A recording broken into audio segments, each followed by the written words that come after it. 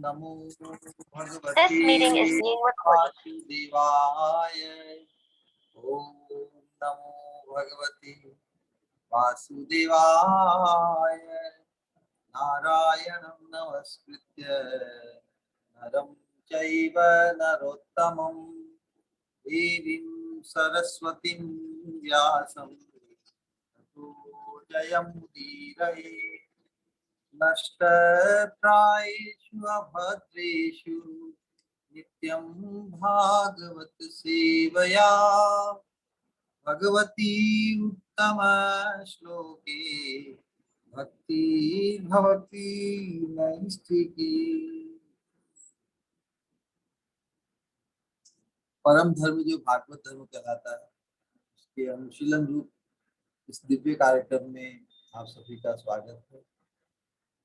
हम श्रीमद् भागवतम के अनुगत जो हमारे पूर्व आचार्यों के शुद्ध प्रेम भक्ति प्रसूत अनुभूत उद्गार और उपदेश रूप जो संग्रह है, उनके अंतर्गत श्री विश्वनाथ चक्रवर्ती ठाकुर जी की माधुर्य कादम्बिनी में इस प्रेम भक्ति मार्ग के साधकों के लिए किस प्रकार हम सुचारू रूप से और द्रुत गति से बिना रुकावट के अनेक प्रकार की रुकावटें जो अनर्थ रूप अपराध रूप होती है, इस प्रकार हम अपने जीवन में जो अनुकूल है भक्ति के अनुकूल आचरण, भक्ति के अनुकूल जो विधि है, उसे अंगीकार करते हुए जो भक्ति के प्रतिकूल जो निषेधात्मक है, उनको छोड़ते हुए हम किस प्रकार शुद्ध भक्ति भाव में प्रतिष्ठित हों, उन्हीं पहलुओं का वर्णन अनुशीलन हम बार बार करते हैं, जिससे ये अभ्यास की वस्तु है। तो अनंत जन्मों के हमारे संस्कार और अभ्यास वशी ही है ना, तो असत संस्कार हो। असत संस्कार मतलब असत में आवेश। असत में आवेश दो प्रकार का है, उभे सुकृत दुष्कृत। भगवान भगवत गीता में कहते हैं बुद्धि युक्तो जहाते उभे सुकृत दुष्कृत।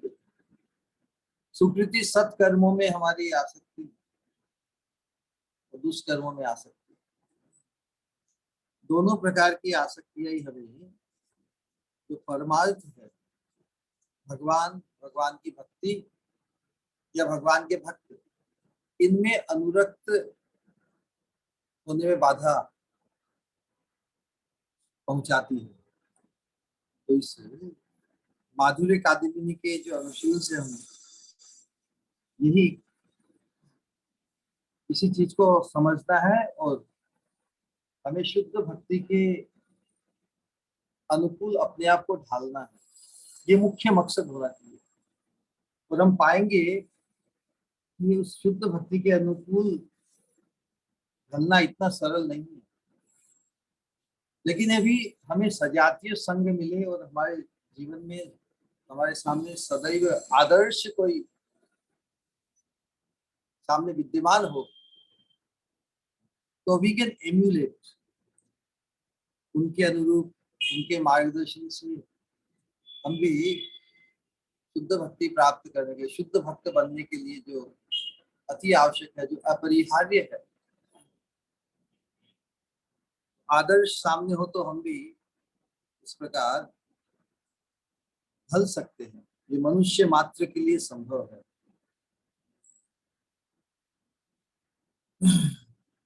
आज का जो विषय है इसमें भगवान के भक्तों की कृपा, भगवान के भक्तों की कृपा ही भक्ति प्राप्ति का कारण है।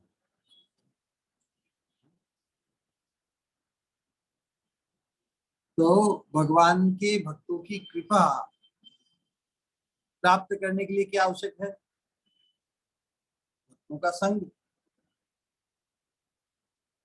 तो भक्तों का संग या महत संग या सत्संग एक ही बात है। महत संग, सत्संग से सत्पुरुष का संग, यही अभिप्रेत है। क्योंकि संग नहीं किया जाएगा, संग अर्थात व्यवहार। ददाति प्रीति गृहाति गुह्यम आख्याति पृच्छति भुंक्ते भोजयति चाहिए। इस प्रकार का व्यवहार करने से ही यथार्थ संग घटित होता है। वो संग करते करते, जिसका हम संग करते हैं उसका प्रभाव, उसका रंग तो आएगा ही। तो हम जिस रंग में रंगना चाहते हैं वो भक्तों की कृपा है। भक्तों की कृपा के रंग में हमें रंगना है, कृपा प्राप्त करनी, वही भक्ति प्राप्त करने का कारण है। तो भक्तों का संग और भक्त की कृपा ये दोनों एक साथ है। जब यथार्थ संग होगा तभी हम भगवत भक्त की कृपा के अधिकारी या पात्र है। आपात दृष्टि से बहुत बार हम संग ही करते हैं, सोचते अनेक प्रकार अनेक स्तर का संग, लेकिन अल्टीमेटली संग का अर्थ है अनुरक्ति। संग जो रंग उत्पन्न करते हैं, रंग मतलब राग, रंग के अनेक अर्थ होते हैं। रंग मतलब अटैचमेंट, रंग मतलब प्रीति।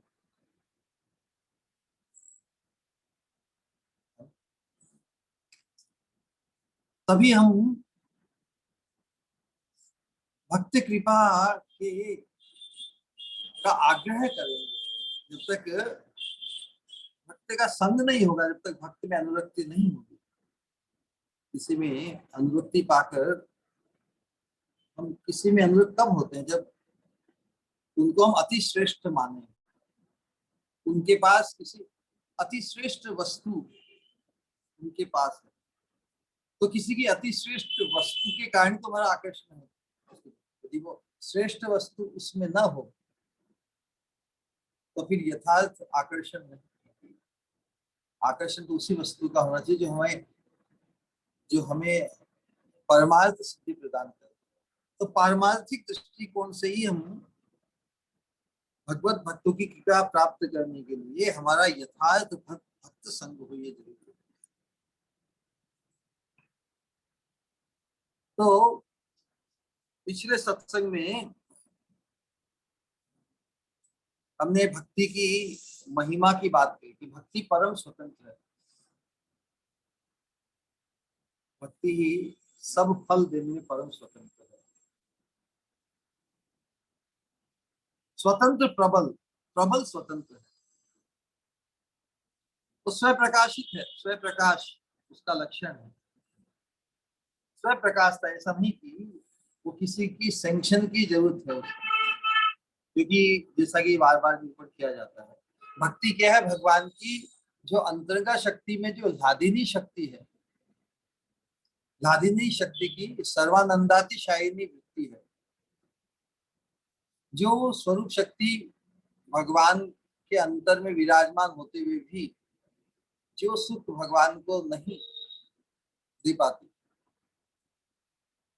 तो वही वो लादिनी शक्ति जब भक्त के हृदय में, जब भक्त के शुद्ध चित्त वृत्ति से तादात्म्यता प्राप्त करती है, प्रीति नाम धारण करती है।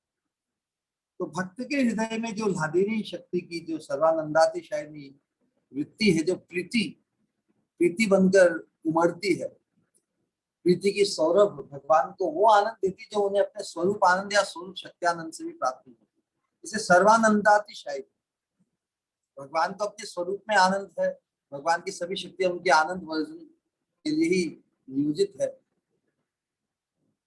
स्वरूप शक्ति भगवान के अंतर में ही विराजमान होते हुए भी उससे भी अधिक आनंद जब ये स्वरूप शक्ति की वृत्ति भक्तों के हृदय में विराजमान होती है, प्रकाशित होती है, तो भगवान को उससे वो नया नूतन अधिक आनंद की प्राप्ति होती है। तो उस दृष्टिकोण से हम समझ सकते हैं कि भगवान तो उनके भक्त, प्रेमी भक्त कितने प्रिय हैं। तो जो भगवान को प्रिय है उनकी कृपा यदि हमें प्राप्त हो, उनकी प्रसन्नता, तो उनके हृदय का जो शुद्ध प्रीति का भाव है वो भी संक्रमित हो गए हमारे हृदय में आ जाएगा।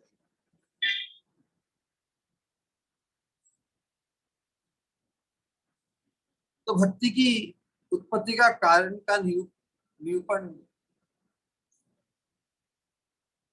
जो किया गया उसमें यही है कि क्या भक्ति शुभ कर्म जनित भाग्य से उत्पन्न होती है।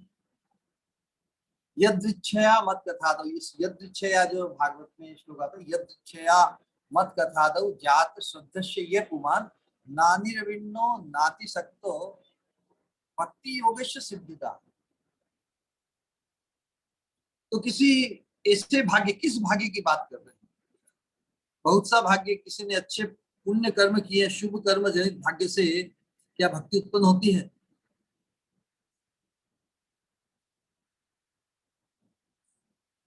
या भगवान की अहेतु की कृपा से भक्ति उत्पन्न होती है? पुण्य कर्मों से यदि भक्ति प्राप्त होती किसी को, तो अनंत जन्मों से हम पुण्य कर्म करते आ ही रहे हैं, तो फिर भक्ति तो फिर कर्म के वशीभूत हो जाती। ये ज्ञान साधना से भक्ति उत्पन्न होती, तो ज्ञान के ये भक्ति तो परम स्वतंत्र है, इसलिए पुण्य कर्मों के वशीभूत नहीं, ज्ञान की साधना से भक्ति उत्पन्न नहीं होती है। तो यदृच्छय अर्थात महत संग, महत संग रूपी सौभाग्य वही यदृच्छय है। किस सौभाग्य की बात कर रहे हैं? महत संग, शुद्ध भक्तों का यदि किसी को संग लाभ हुआ हो, शुद्ध भक्तों के प्रति हमारे जीवन में कर्मणा मनसा वाचन यदि अनुकूलता व्यक्त हुई हो, तो उसके प्रभाव से भगवत भक्ति जो परम स्वतंत्र है, शुद्ध भक्तों के प्रति अनुकूलता जब व्यक्त होती है किसी साधक की, किसी जीव की, तो भगवान की इच्छा को जानते हुए भगवान की उसके प्रति विशेष दृष्टि हो जाती है।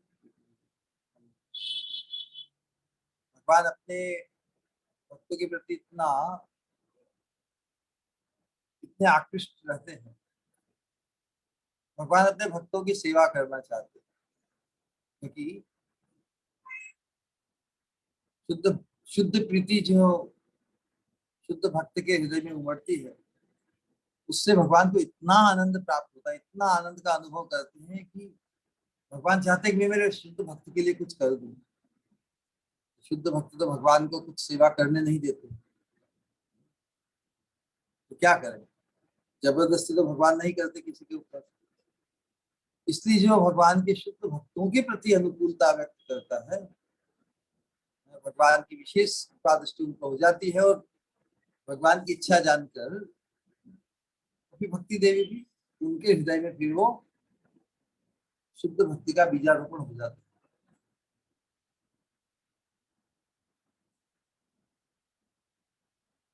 तो वास्तव में न तो किसी शुभ कर्म जनित भाग्य से भक्ति उत्पन्न होती है, न भगवान की निरुपाधिक, भगवान की कृपा का स्रोत जो है सतत है, लगातार अनंत है।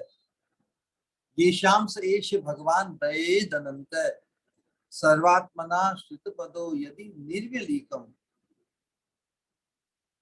सदुस्तरामति तरंती च देव माया नैशाम ममाहम इति थी श्रीगाल। तो भगवान की जो अनंत कृपा है इस पर बरसती है उस तो जो निष्कपट भाव से भगवान के शरणागत हो, तो भगवान के प्रति शरणागत कौन कराएगा?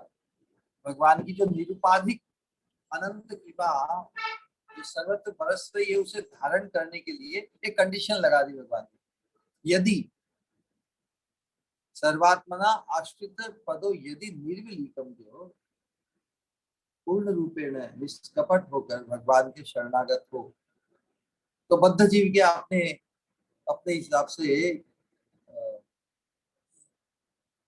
निष्कपट होकर भगवान के शरणागत होता है क्या? नहीं होता है। तो जो भगवान की अबाध या जो निरुपाधिक कृपा है, उस कृपा के अंतर्गत वो कृपा नहीं है जो बद्ध जीव को निष्कपट बनाकर शरणागत कर दे भगवान। वो कृपा की धारा उनके भक्त के माध्यम से ही, भक्त ही किसी बद्ध जीव के जीवन में आकर उसे भगवत चरणाश्रित होने के लिए प्रेरित करते हैं।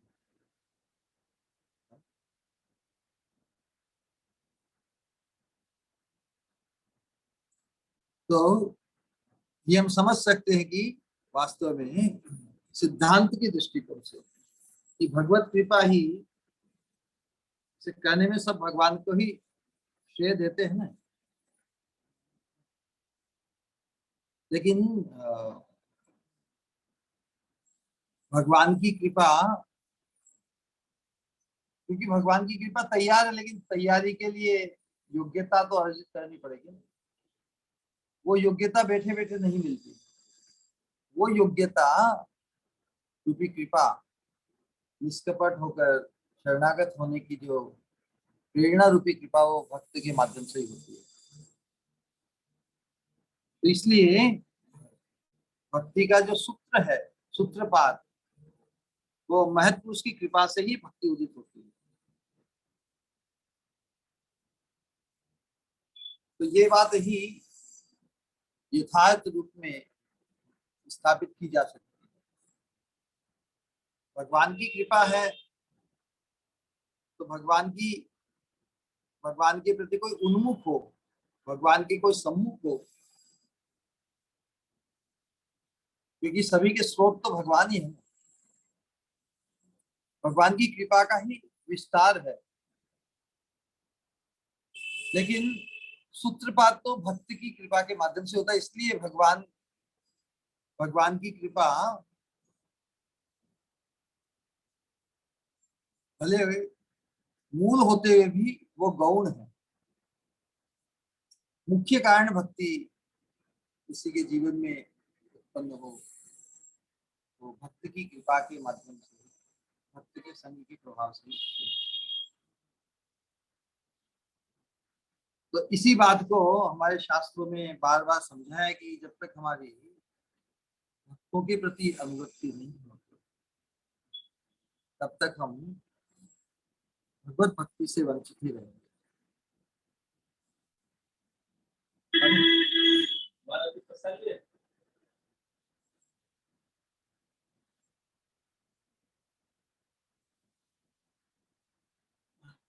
जैसा कि श्लोक में बताया कि भगवान की कृपा अनंत होते हुए भी सब जगह सब में तो भगवत कृपा हम नहीं देखते। जिस प्रकार भगवान में वैमनस्य दोष आता है, भगवान कृपालु है लेकिन सब पर कृपा कहाँ बराबर होती है, एक समान नहीं होती।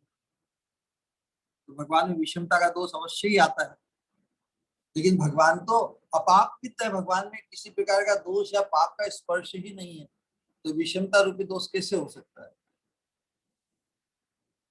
भगवान के जो लक्षण है, भगवान तो परम पवित्र, परम शुद्ध, उनमें कोई दोष का कोई स्पर्श भी नहीं। इसलिए ऐसा दोषारोपण करना भगवान के स्वरूप में कि भगवान पक्षपात करते हैं, तो ये भगवान के स्वरूप लक्षण के विरुद्ध है। लेकिन भक्तों के व्यवहार में भी हम देखते हैं कि भक्तों की भी कृपा सबके प्रति कहाँ होती है। सबके प्रति हो सकती है, जैसे भक्त स्वतंत्र भाव से ही सर्वत्र विचरण करते हैं, गांव गांव में, नगर नगर में, घर घर में, फिर भी अनेक प्रकार के विचित्र लोग होते हैं। तो जो प्रचारक भक्त होते हैं, उनके जीवन की, उनके व्यवहार में हम विषमता देखते हैं। विशेष रूप से श्रीमद् भागवतम में जो मध्यम भक्त, जो प्रचारक होते हैं, उनका वर्णन दिया हुआ है। ईश्वरे तद अभिनेषु बालिशेषु विशत्सु च प्रेम मैत्री कृपा उपेक्षा ये करोति से मध्यमा। हम सभी जो साधक हैं, तो कम से कम प्रचारक बनने के लिए, क्योंकि हमारी जो प्रगति है प्रचारक बनने से ही है। यदि हमें अति श्रेष्ठ वस्तु महत संग से प्राप्त हुई है तो ये हमारा दायित्व बनता है कि उस श्रेष्ठ वस्तु को हम स्वयं तक सीमित नहीं रखें, बल्कि उसका विस्तार, उसका लाभ दूसरों को भी हो। तो कृष्ण भावना में उन्नत या प्रगतिशील या एडवांस्ड वही है जो प्रचारक है। प्रचारक को तो अनेक प्रकार के लोगों से मिलना होता है, अनेक प्रकार के प्रश्नोत्तर, अनेक प्रकार के सिचुएशंस, चैलेंजेस, कटाक्ष, विरोध, प्रतिकार ये झेलने पड़ते हैं। तो प्रचारक सबके साथ एक जैसा व्यवहार नहीं कर सकता, उसे समय स्थान परिस्थिति के अनुकूल अपने आप को व्यक्त करना होगा। तो ईश्वरी तद अधीनेषु जो एडवांस भक्त है, साधक है, प्रचारक है, वो भगवान के प्रति उसका एक प्रकार का व्यवहार होता है। तद अधीनेषु जो भगवान के शरणागत है वैसे भक्तों के प्रति उसका एक व्यवहार होता है। बालिशेषु जो अज्ञानी अनभिज्ञ है, मूर्ख, उनके प्रति एक व्यवहार होता है। तो जो भगवान के विद्वेषी हैं, नास्तिक, जिनकी मति माया द्वारा हर ली गई है, जो अपने आप को ही स्वतंत्र, बहुत बुद्धिमान और खुद स्वयं को ही भगवान माने, ऐसे विचित्र लोग भी हैं संसार में। तो उनके प्रति अलग व्यवहार होता है। तो भगवान के प्रति उनकी प्रीति होती है। ईश्वरे तद अधीनेषु बालिशेषु द्विषेषु प्रेम, भगवान के प्रति उसकी प्रीति होती है। भगवान के जो शरणागत दूसरे भक्त होते हैं उनके प्रति उनकी मैत्री का प्रेम, मैत्री, दया, और जो अनभिज्ञ लोग हैं ज्ञान में उनके प्रति दया भाव। तो एक प्रचारक या उन्नत भक्त की अनभिज्ञ लोग हैं जो मोह निद्रा में, माया निद्रा में सोए हुए हैं, उनको उठाने का काम, उनको जगाने का काम, तो उनके प्रति वो दया है, महत महत दया। लेकिन जो प्रभुपाद उदाहरण देते, कोई यदि लेटा पड़ा हो, सो तो नहीं रहा है लेकिन सोने का स्वांग कर रहा है, उसे उठाना बड़ा मुश्किल है ना। तो जो विद्वेषी हैं और जो कुछ जानना नहीं चाहते बल्कि विरोध ही करेंगे, वैसे लोगों की उपेक्षा कर देना ही कर्तव्य है, क्योंकि समय वेस्ट होगा ना।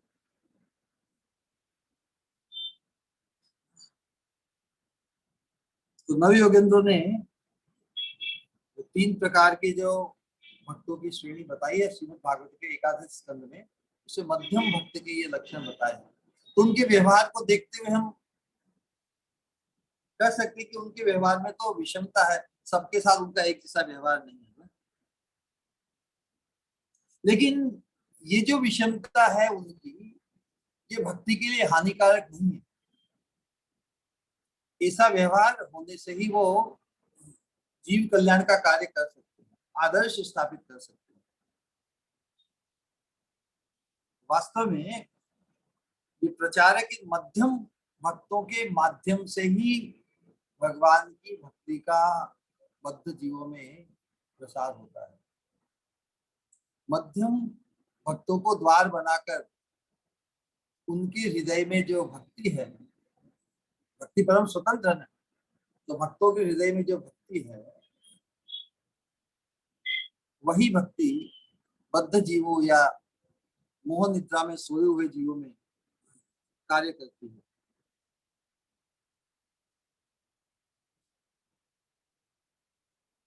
भगवान भक्तों के अधीन है ना, ये तो मानते हैं। अहम भक्त पराधीन और मद भक्तानां विनोदार्थम करोमि विविधा किया।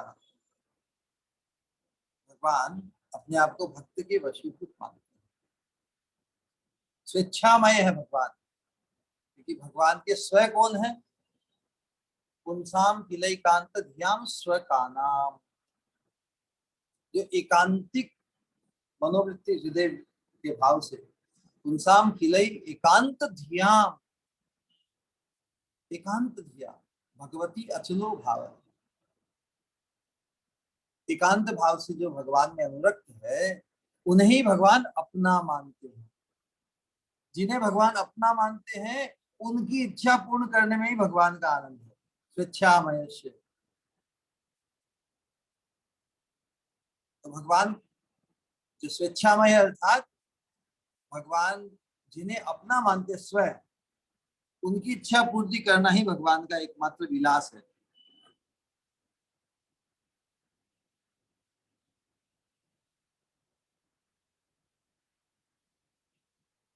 तो भगवान उन्हीं भक्तों के हृदय में जो भक्ति है उसके माध्यम से ही जन साधारण पर कृपा करते हैं। ये सिद्धांत हमें समझना होगा।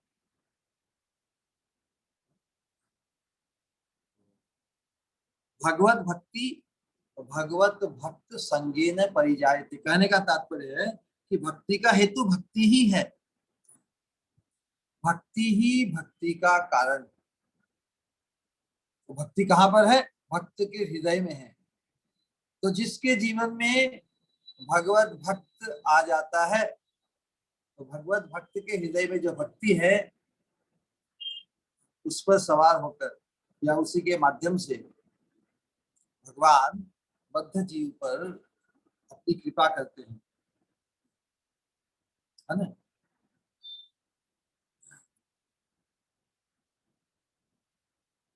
चूंकि भक्ति स्वतंत्र है तो भक्त के हृदय में जो विराजमान भक्ति है वो और किसी भगवान की प्रेरणा की भी अपेक्षा नहीं करती। ये भगवान की प्रेरणा होगी तो मैं आज प्रचार पे जाऊंगा या प्रचार करूंगा।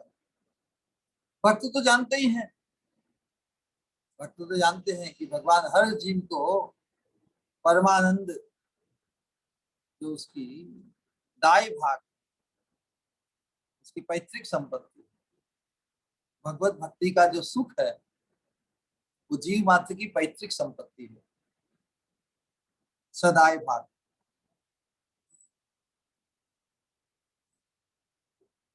तो इस दृष्टिकोण से भगवत भक्ति भगवत भक्त संगेन परिजायते, तो सत्संग, तो सत्संग प्राप्त कुंभी सुकृत है पूर्व संचय, पूर्व जन्मों के जो सुकृति के संचय से इसको सत्संग लाभ होता है। क्योंकि सत्संग का जो लाभ है, सत्संग का फल वो अक्षुण है।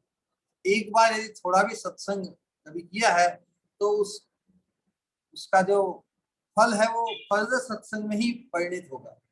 इसे कहते लव मात्र साधु संग सर्व सिद्धि हो। जिसे लव मात्र भी शुद्ध साधु का संग हो गया, उस एक क्षण के संस्कार से ही आने वाले जन्म में या इसी जन्म में बार बार उसे सत्संग उपलब्ध होगा ही होगा ही। और सत्संग के प्रभाव से महत्पुरुष में जैसे जैसे अनुरक्ति उसकी बढ़ेगी, महत्पुरुष के चरणाश्रित होकर उनके अनुगत्य में आने से, उनके मार्गदर्शन के प्रभाव से, उनमें अनुरक्ति होने से हमारे जीवन में अनर्थ रूप जितने भी अनावश्यक एक्सेसिव अटैचमेंट है मन के, वो नष्ट हो जाएंगे। हम जब किसी का बनना चाहें तो उसके सभी गुण हम में आ जाएंगे। जीवन में यदि हमें भगवान का बनना है तो भगवान का बनना तो बड़ा मुश्किल है डायरेक्ट। तो जो भगवान का बन गया है उसका हमें बन जाना है, यही भागवत धर्म है। बहुत ही हम जिस प्रकार हमने गुरु वैष्णव की भक्तों की कृपा से जितना सूत्र रूप से इस भागवत धर्म को समझा है, उस समझ को ही परिपक्व करते हुए हम बार बार अपने आप को समझाते हैं। क्योंकि समझाना तो खुद को ही है ना। और किसी के समझ आ जाए तो बढ़िया, क्योंकि लेकिन समझना ये व्यक्तिगत निर्णय है। कोई किसी को समझा नहीं सकता जब तक कोई समझने को तैयार ना हो। तो आज इस बात को हम थोड़ा विस्तार से और शास्त्रों में बहुत से जो दृष्टांत दिए हैं, जहां जहां महत् पुरुष की कृपा शुद्ध भाव से हुई है, शुद्ध भाव से अर्थात जहां पर कोई अंतराल ना हो। कृपा होती, कृपा में जो बाधाएं आ जाती हैं उसके कारण ही फिर भक्ति पूर्ण परिपक्व नहीं हो पाती। महत् कृपा बिना कोन कर्मे भक्ति नहीं, कृष्ण प्राप्ति दूरे रहु संसार नहीं खेल। चेतन चेतामित में वर्णन है कि महत् कृपा के बिना कृष्ण भक्ति की प्राप्ति, और फिर कृष्ण भक्ति की प्राप्ति से कृष्ण की प्राप्ति, ये तो बहुत दूर की बात है। महत् कृपा के बिना तो किसी का संसार भी क्षय नहीं हो सकता। संसार की वासना, संसार में उसकी जो आसक्ति है वो दूर नहीं हो सकती। ये कितनी अद्भुत वस्तु है। महत् पुरुष में जो हमारी अनुरक्ति, महत् पुरुष की परम दिव्यता के प्रति हमारा जो आकर्षण है, वही हमें भगवत भक्ति और भगवत प्राप्ति के लिए तैयार करेगी। अनंत जन्मों के जो संस्कार दोष हैं उनकी निवृत्ति कैसे होगी? अनादि कर्म संस्कार, उनके कारण हमारी जो चित्त वृत्ति है उसमें कितने दुष्ट दुष्ट चित्त वृत्ति, कितने कलमश, कितनी असत वासनाएं, excessive attachment, unwanted excessive attachment. कोई व्यक्ति अपने प्रयास से भी उन्हें नहीं छोड़ सकता, ऐसा शास्त्र में बताया है। जो दुसंग, जो अनर्थ इतने घर कर गए हैं हमारे सिस्टम में कि साधक प्रयास करके भी जिनसे छुटकारा नहीं पा सकता, वैसे वैसे वैसे अनर्थ महत् पुरुष में यदि महत् पुरुष का संग नहीं छोड़े, महत् पुरुष की दिव्यता का एहसास करके महत् पुरुष के आश्रय को नहीं छोड़े, महत् पुरुष के मार्गदर्शन को नहीं छोड़े, ये संकल्प कर ले कि ये मेरे उद्धारक है, ये मेरे कर्णधार है, भगवत प्राप्ति जो मनुष्य जीवन का परम लक्ष्य है, परम लाभ है, वो परम लाभ से संपन्न करने वाले यही है। यही भगवत प्रेम रूपी खजाने की कुंजी है। किसी महत् पुरुष में, किसी भक्त में यदि किसी साधक का ऐसा भाव उत्पन्न हो जाए तो जो हम संसार में कितना भी प्रयास करके भी, क्योंकि हम संसार में कोई प्रयास भी करते हैं, कोई डिसिप्लिन अपनाते हैं, किसी अनुष्ठान को करते हैं या किसी कोर्स को करते हैं, अल्टीमेटली वहां पे फोकस तो सेल्फ प्रमोशन होता है ना, ये साइकोलॉजिकल है। मैं यदि ये कोर्स कर लूं तो मैं सर्टिफाइड हो जाऊंगा, मुझे इतना रिकग्निशन मिलेगा, I will be more qualified, more attention. प्रगतिशील मनुष्य ऐसा ही विचार करता है, लेकिन वहां पे सेल्फ सेंटर्डनेस बड़ी प्रबल होती है। लेकिन जब व्यक्ति किसी का होना चाहता है, एक्चुअली आनंद तो उसी में है ना। हम कितना भी सेल्फ प्रमोशन करके भी जब तक आनंद की अनुभूति हमें ना हो, और आनंद की अनुभूति होगी जब हम किसी का होना चाहेंगे। हम खुद खुद को सेल्फ प्रमोट करके उतना मोटिवेशन नहीं होगा जितना कि हम किसी के प्रति जब आकृष्ट हो जाते हैं, हम किसी का होना चाहते हैं, किसी को अपना करना चाहते हैं, तो उसे इम्प्रेस करने के लिए हम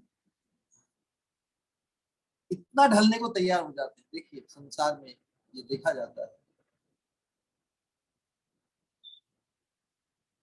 किसी को प्रिय बनाने के लिए, किसी का प्रिय बनने के लिए हमारे जीवन में जो ट्रांसफॉर्मेशन है या जो मॉडिफिकेशन है बहुत आमूल हो जाएगा, होलसम,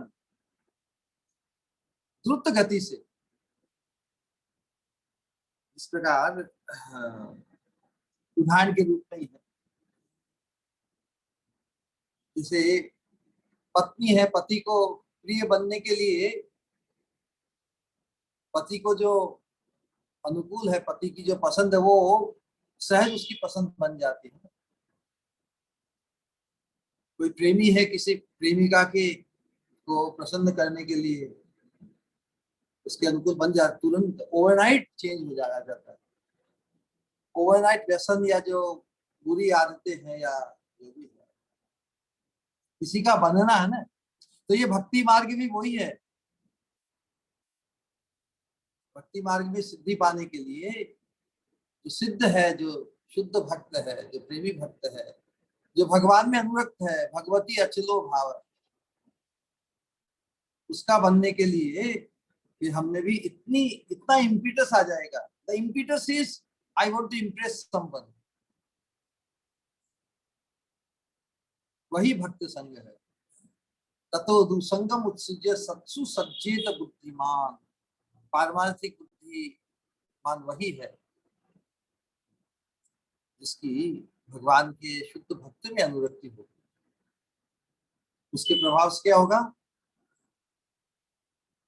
संत एवाश छिंदन्ति, वो महत् पुरुष जब उसकी अनुरक्ति देखेगा अपने प्रति, तो अपने हृदय का बेस्ट, उन्नततर, उन्नतम भाव, प्रीति का भाव कृपा द्वारा उसके हृदय में संक्रमित होगा। अपनी दिव्य वीरवती वाणी से उसके जीवन में जो व्यासंग, जो अनर्थ चिपके हुए हैं, बहुत ही जबरदस्त, एक्सेसिव अटैचमेंट ऑफ माइंड, वो जड़ मूल से समाप्त हो जाएगी। तभी तो वो फिर शुद्ध भक्ति भाव को ग्रहण करने के योग्य बनेगा ना। एक साथ होता है शुद्धिकरण, मुख्य मुख्य वस्तु है भगवत प्रीति की प्राप्ति। तो उस श्रेष्ठ वस्तु को पाने के लिए जो अनर्थमय है उसको छोड़ने में फिर उसको बहुत हिम्मत आ जाएगी। महत संग का ऐसा प्रभाव है।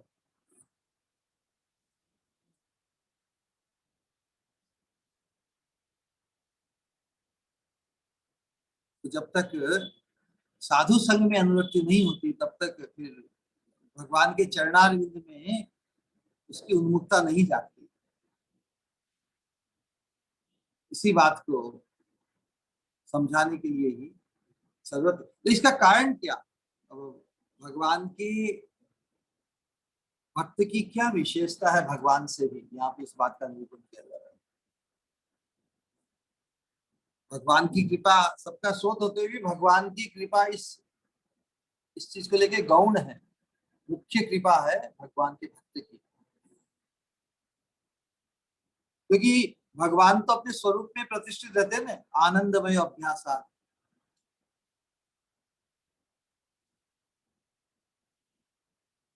हम जो बद्ध जीव संसार के जो तीन प्रकार के जो क्लेश, तीन प्रकार की जो व्याधियां हैं, आध्यात्मिक, आदि भौतिक, आध्यात्मिक और आदि दैविक,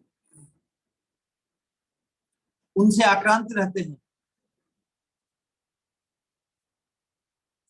तो भगवान की कृपा, कृपा किस पर कौन करता बताइए?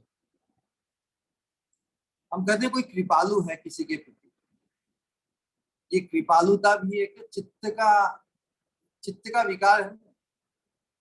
किसी के दुख दर्द को देखकर, किसी के चित्त में ये भाव जागे कि उसका दुख दर्द मिटा दो, उसे ही कृपा कहते हैं ना। तो इस त्रिगुणात्मक जगत में जो इन तीन प्रकार के क्लेशों में आक्रांत बद्ध जीव है, और भगवान अपने अपनी स्वरूप शक्ति में आनंद मग्न है, उस अवस्था में भगवान का ध्यान बद्ध जीवों के दुख संताप तक नहीं जाता है ना, क्योंकि भगवान सदा परमानंद रस स्वरूप सभी प्रकार के दोषों से मुक्त है। इस त्रिगुणात्मक जगत का बद्ध जीवों का जो दुख दर्द है वो भी भगवान को स्पर्श नहीं करता है ना, क्योंकि जीव त्रिगुणात्मक आवेश और परिवेश में ही है, वो भगवान तीन गुणों से परे है, अधोक्षज है।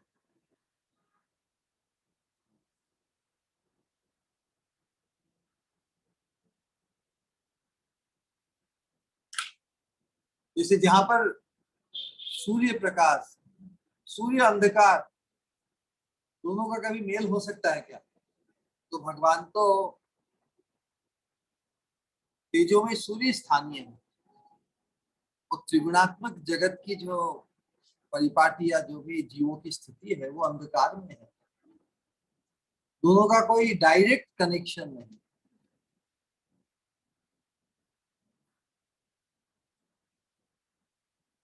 तो मायामय जो जीवों का जो दुख है वो भगवान के चित्त को जो सतत परमानंद के अभ्यास में रहते उनका कोई डायरेक्ट कनेक्शन नहीं, डायरेक्ट स्पर्श नहीं हो सकता।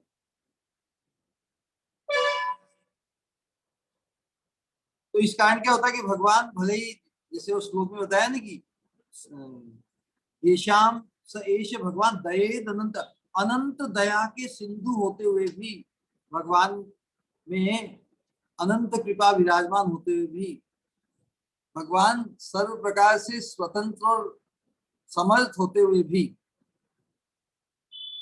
हम देखते हैं संसार के जीवों के दुख का अंत होता है क्या? अपने आप नहीं होता। यदि भगवान कृपा के सागर है, करुणा सागर है, फिर भी जीवों का दुख दर्द फिर समाप्त हो जाना चाहिए ना, लेकिन कनेक्शन नहीं है, डिस्कनेक्ट। तो जो त्रिगुणातीत अधोक्षज भगवान है वो तीन गुणों में आबद्ध बद्ध जीव, उनका डायरेक्ट कनेक्शन, भगवान की कृपा का डायरेक्ट कनेक्शन संभव नहीं। इस कारण इसलिए जीवोद्धार का जो कार्य है भगवान डायरेक्ट नहीं करते। जीवोद्धार का कार्य की पद्धति, इसकी परिपाटी अलग है। तो जीवोद्धार का कार्य भगवान अपने भक्तों के माध्यम से करते हैं, महत कृपा के माध्यम से ही।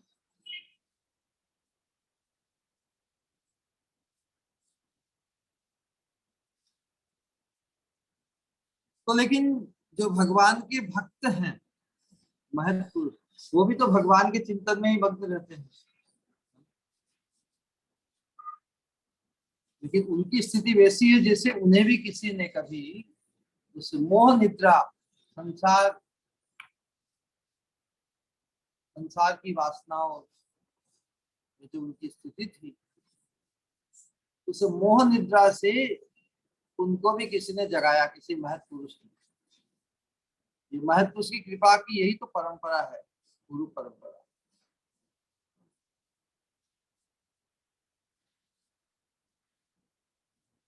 तो जो स्वप्न से उठकर जब हम उठ जाते हैं तो स्वप्न में तो मिथ्या है ना, स्वप्न का जो सुख है वो कैसा मिथ्या, स्वप्न का दुख मिथ्या, लेकिन तो स्वप्नवत दुख को ही सुख मान रहा है बद्ध जी। लेकिन जो स्वप्न से जाग गया है वो दूसरे सोए हुए व्यक्ति को जगा सकता है, वही महत्व का है। जब वो देखता है कि अरे मैं भी तो ऐसे दुख में भ्रमित था, संसार की दुख को ही मैं सुख मान बैठा था, तो किसी महत् पुरुष ने, श्री गुरु ने, भक्त ने कृपा करके मुझे जगाया, तब मुझे मालूम पड़ा रे दुखमय है उसको मैंने सुखमय माना। असली सुख तो भक्ति का सुख है। तो जिसने भक्ति का सुख, इसे संसार की दुख रूपी सुख को छोड़कर जो अनुभव कर रहा है, वो भक्त ही दूसरे इस माया मोह में डूबे हुए बुद्ध जीवों को जगा सकता है। वही उसकी कृपा है।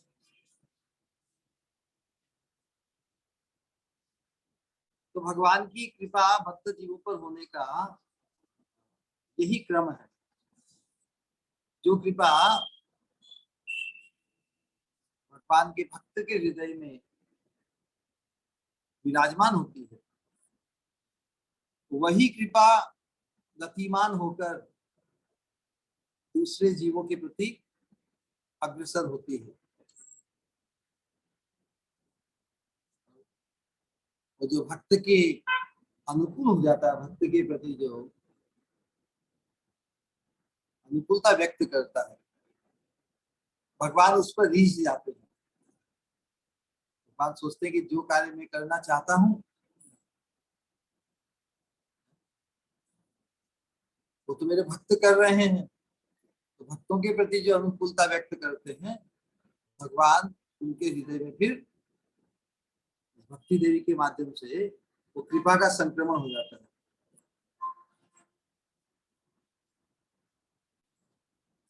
तो भगवान स्वतंत्र भाव से यदि किसी पर कृपा करे तो फिर तो सब पे ही भगवान को कृपा करनी होगी। भगवान ही सब कुछ करेंगे तो फिर भक्त के लिए करने के लिए कुछ रह ही नहीं जाएगा। और भगवान की तो इच्छा ही है कि अपने भक्तों की महिमा को प्रकाशित करना। इसलिए जो प्राइमरी कृपा है भक्ति को प्राप्त करने की, भगवान ने खुद को यश नहीं दिया, वो यश अपने भक्तों को दिया है। सत्संग की कितनी महिमा है उसी को समझाने के लिए पिछली बार भी जिक्र किया था। जो मुचुकुंद जी प्रार्थना करते हैं भगवान के चरणों में, भवाप वर्गो भ्रमतो यदा भवे जनस्य तरहि अच्युत सत्समागम सत्संगमो जरहि तदैव सद्गतौ परावरेशित वही जाय तो रति। हम देखते हैं कि भाई ये सिद्धांत तो क्लियर हुआ ना कि भक्तों की कृपा से ही किसी के हृदय में भक्ति का बीजारोपण होता है, और भक्ति का बीजारोपण होकर उसका परावरिशित वही जाए तो रति, भगवान के चरणारविंद के प्रति उसकी रति उत्पन्न होती है। मुख्य कारण क्या है? भक्त की कृपा, किसी के जीवन में भक्त का समागम होना। अच्युत सत समागम है, सत्संगमो यदि तदैव सद्गतौ परावरेश। तो सत्संग के प्रभाव से, मतलब सत्संग मतलब सत्पुरुष के प्रति अनुकूलता व्यक्त करने से। तो जो व्यक्ति हम संसार में देखते हैं, जिस व्यक्ति के जीवन में यदि जिसने यदि सत्संग को अपना लिया है तो बुद्धिमान लोग ये समझते कि उसका तो उद्धार हो गया। ऐसा कहते हैं कि नहीं? जिस व्यक्ति को इस भक्ति साधना का रंग लगता है, उसको उससे परिचित व्यक्ति सोचते भाई वो तो, उसको तो भगवान का रंग लग गया। वास्तव में रंग लगा है सत्संग का। ये लोग क्या कहते हैं, उसको तो भगवान का रंग लग गया, वो तो भगवान में उसका तो उद्धार हो गया। पहले कार्य क्या हुआ? पहले कार्य हुआ भक्तों का संग न, बाद में उसके कारण उसका उद्धार होता है। अभी उद्धार हुआ नहीं, फिर भी पहले उद्धार बोल दिया। तो यहाँ पर सत्संग की महिमा, सत्संग का प्रभाव इतना प्रबल है, जैसे ही जिसने सत्संग को अपना लिया अपनाने के साथ ही उसका जो प्रभाव इतना द्रुत है कि जैसे उसका उद्धार हो गया, उसको तो भगवान की कृपा मिल गई। जिसके जीवन में सत्संग आ गया वो भगवान की कृपा का पात्र बन गया, भगवान की कृपा का अधिकारी बन गया। इसलिए कहते हैं कि उसका उद्धार हो गया। पहले परिणाम को घोषित कर दिया, पहले कारण को नहीं व्यक्त करके उसका जो परिणाम है, कार्य, कार्य क्या है? भव बंधन से मुक्ति, अनर्थों से मुक्ति, भगवत प्राप्ति, ये कार्य है ना होना। तो महत्संग होने के साथ साथ ही ये चीजें घटित हो जाती है, जैसे उसका उद्धार तो हो गया। क्योंकि साधु संग से ही तो, श्रद्धा और साधु संग से ही जो हो हमारी साधना प्रारंभ होती है। साधना एक सीढ़ी जैसी है। अब सीढ़ी का जो प्रथम छोर है वो भी अंतिम छोर से जुड़ा हुआ है ना, इसलिए जो इस महत्संग रूपी भक्ति की साधना में आ जाता है वो उस सीढ़ी पे आ गया। सीढ़ी पे आ गया तो सीढ़ी का जो प्रथम कदम है, पहला जो भाग है, वो अंतिम भाग से जुड़ा हुआ ही है ना, इसलिए उसकी भगवत प्राप्ति निश्चित है जिसके जीवन में सत्संग आ गया। इसलिए यह एक प्रकार की अतिशयोक्ति बता रहे हैं। अतिशयोक्ति कहने का कारण है कि साधु संग होने से इतनी शीघ्रता से संसार क्षय कर देता है वो, बड़ा ही शीघ्र। विचार कीजिए, हमें, हम जब साधु संग में है उसके पहले हमारे जीवन की गतिविधि लक्ष्य क्या था? सत्संग में आने के साथ ही हम केवल भगवत प्राप्ति को ही लक्ष्य करते हैं। तो सत्संग के प्रभाव से इतना तीव्र हमारा संसार में सुखी और संसार में आसक्त रहने का जो भाव था वो मिटकर भगवान में आसक्त होने का बन जाता है।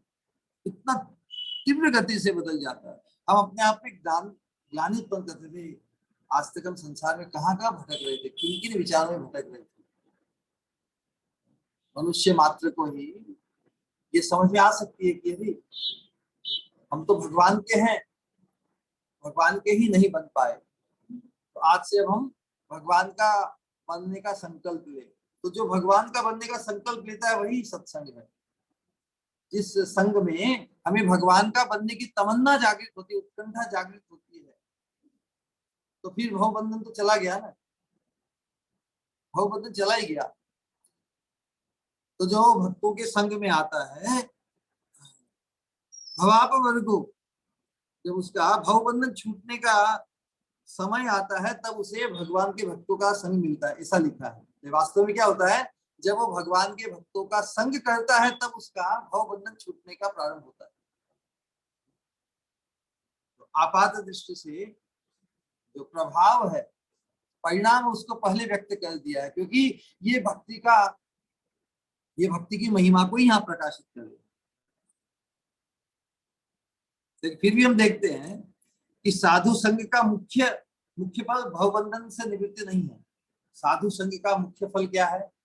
भगवत प्राप्ति, भगवत प्रीति। साधु संघ से जो अनर्थ निवृत्ति हो तो आनुषंगिक फल है। जैसे उदाहरण दिया जाता है सूर्योदय। अब सूर्य पूरा सामने नहीं है, उसके पहले ही अंधकार तो चला जाता है ना। उसी प्रकार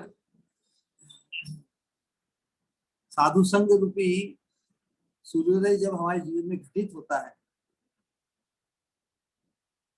साधु संग से जो हमारी मोह निद्रा, संसार में सुखी होने की, संसार में आसक्त रहने की जो मोह है वो चला जाता है, तो हमारे जीवन में जो अविद्या है, अविद्या अर्थात जो हमें नश्वर जगत में ही आबद्ध रखती है, तो वो निवृत्त हो जाती है।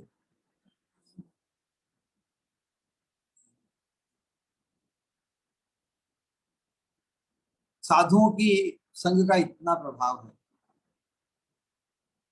दर्शन मात्र से ही दर्शन मात्र से करने का मतलब साधु संग तो, साधु लोग तो विचरण ही संसार में बद्ध जीवों के प्रति दया दृष्टि रखते हुए तो विचरण करते हैं, उनका अपना कोई स्वार्थ नहीं। जो श्रेष्ठ भक्ति भाव और कृपा उन्हें प्राप्त हुई है, वो तो ये इच्छा करके ही जीते हैं कि अरे दूसरे पूर्व के गुरु वर्गों की महत कृपा को पाकर हमारा जीवन इतना धन्य बना है, तो संसार के दुखी बद्ध जीवों को देखकर उनके हृदय में सहज ही जो हृदय में शुद्ध भक्ति के भाव के कारण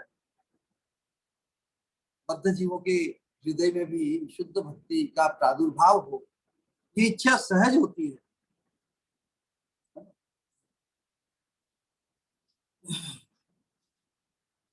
लेकिन हम बहुत बार देखते हैं कि साधु तो सब जगह विचरण करते हैं। ऐसा प्रतीत भी होता है कि लोग भक्तों का संग भी करते हैं। भक्त का संग आपात दृष्टि से करते हुए भी साधुकों के जीवन में इतना आमूल परिवर्तन, अनर्थ निवृत्ति या शुद्ध भक्ति भाव इतना सहज नहीं देखा जाता ना। भक्त संग करके भी अनेक प्रकार के अनर्थ हम साधकों में देखते हैं, ये वास्तविकता है ना। प्राय अधिकांश ऐसा दृष्टिगोचर होता है, सभी में नहीं लेकिन बहुतों में ऐसा देखा जाता है कि भक्त संग करते भी हैं, ये उसका जो मुख्य फल है, अमोघ फल है भगवत प्रीति। भगवत प्रीति जब जागृत हो जाएगी तो फिर सभी अनर्थ से मुक्त हो जाएगा ना साधक।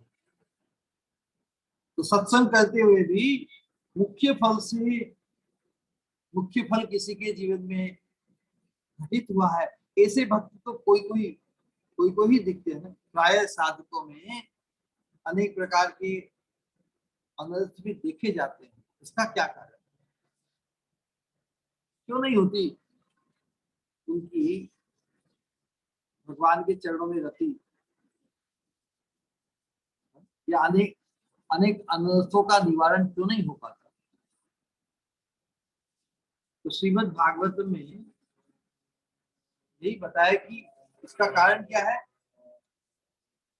जो भगवान की संतुष्टि को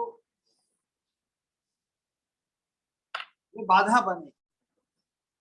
हम भक्ति साधना द्वारा क्या करना चाहते हैं, भगवान का संतोष विधान करना चाहते हैं, भगवान की परम कृपा, भगवान हमें प्रेम धन को प्रदान करे। हर एक साधक का प्रयत्न लक्ष्य ही होता है कि भगवान हम पर, भगवान हमसे प्रसन्न हो ना, भगवान हमें भी अपना मानकर अपना में, हम भी भगवान के पार्षद बने, यही लक्ष्य होता है ना सभी साथियों का। तो उसके लिए भगवान की संतुष्टि बहुत जरूरी है। तो जो भगवान की संतुष्टि को, भगवान हमसे संतुष्ट हो, इसमें जो बाधक बने वही, वो क्या है बाधक, वो अपराध। अपराध कहते ही है, राध मतलब संतोष, भगवान के संतोष को जो जो रोके, भगवान को जो वैष्णव अपराध या नामापराध जो साधक करते हैं, उसके कारण अभिष्ट फल की प्राप्ति नहीं हो पाती। अभिष्ट फल की प्राप्ति में बहुत समय लगता है। साधना अपने ढंग से चल रही है लेकिन साथ में अपराध भी हो रहे हैं।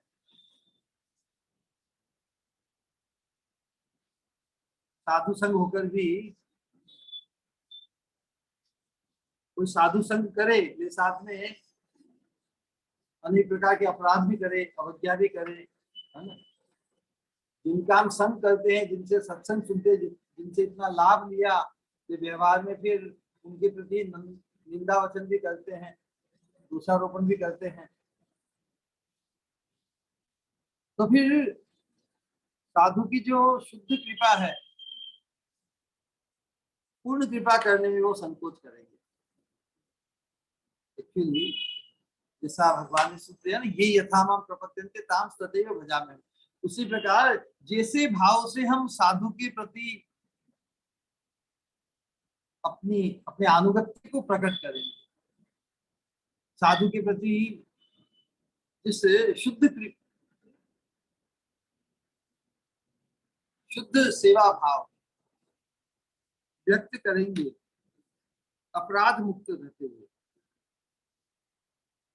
तो साधु सहज ही अपनी पूर्ण कृपा, शुद्ध भक्ति में कृपा वो करेंगे। तो साधु के प्रति कोई अपराध या अवज्ञा करते हैं तो नेचुरली उनके प्रति फिर वो पूर्ण कृपा करने की इच्छा नहीं रहती होती ना। तो ये अपराध बुद्धि या जो फिर इंद्रिय वृत्ति वास्तव में जो संसार के भोगों में आसक्त है, वैसे जीवों के प्रति उनकी बड़ी ही विचित्र अवस्था, विडंबनामय अवस्था की। संसार के प्रपंच में व्यक्ति अपने प्रयास से जितना सुखी होना चाहता है उतना ही उसमें प्रपंच में फंसता जाता है। आज एक सेमिनार कॉलेज में हुआ था, उसमें प्रश्न पूछा गया कि साधक के जीवन में धन की कितनी आवश्यकता है।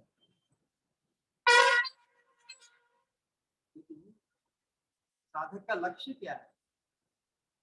धन एक साधन है, इस साधन से किस चीज को हम साध्य करना है? भक्तों की संतुष्टि, श्री गुरु वैष्णवों की संतुष्टि के लिए तो साधन है। तो धन व्यवहार के कार्यों में करने के लिए उस साधन से हम किस साध्य को सिद्ध करना चाहते हैं। तो भगवान की सेवा या गुरु वैष्णव की सेवा संतुष्टि के लिए यदि हमें क्षमता है, हमारा एप्टीट्यूड ऐसा है या आवश्यकता अनुसार, तो अनुमोदित होकर हम गुरु वैष्णव के द्वारा अनुमोदित होकर उनकी आवश्यकता पूर्ति के अनुरूप यदि हम धन उपार्जन करें, धन उपार्जन के लिए अपने जीवन को लगाएं, तो व्यवसाय करें, नौकरी करें, तो वो फिर अनुमोदित है, उसमें भाव बंधन नहीं। लेकिन व्यक्ति बस धन कमाने में ही अपने जीवन को सफल माने, तो फिर धन तो अर्थ है ना, वो तो अनर्थों का कारण है। तो फिर अर्थ का उपयोग भी हम फिर मन को ही गुरु बनाकर उसका उपयोग करेंगे, तो मन तो हमें प्रपंच में ही और आबद्ध करेगा। इसलिए धन की आवश्यकता भी केवल गुरु वैष्णव की सेवा के निमित्त हो। हमारा जो प्रयास धन उपार्जन के लिए, वो भी गुरु वैष्णव के द्वारा अनुमोदित हो, ऑथोराइज्ड हो। हर कार्य साधक के जीवन में जिसे सत्संग प्राप्त हुआ है, उसका हर कार्य, हर गतिविधि, हर विचार, सब कुछ ऑथोराइज्ड हो जाता है। तो जो ऑथोराइज्ड कार्य होता है उसमें कर्म बंधन नहीं। जो ऑथोराइज्ड होके कोई सिपाही किसी दुश्मन को मारता भी है तो भी उसे पुरस्कार मिलता है, उसे कोई सजा नहीं मिलती। लेकिन वही व्यक्ति ऐसे ही किसी को मार दे तो उसको भी मृत्युदंड होता है। तो हमारे जीवन में बात यही है कि जो बद्ध जीवन में जो असद इंद्रिय वृत्ति हमारी, पाप वृत्ति, पाप वृत्ति के कारण हमारी बहिर्मुखता होते हैं ना भगवान के प्रति, तो वैसे बहिर्मुख जीवों के प्रति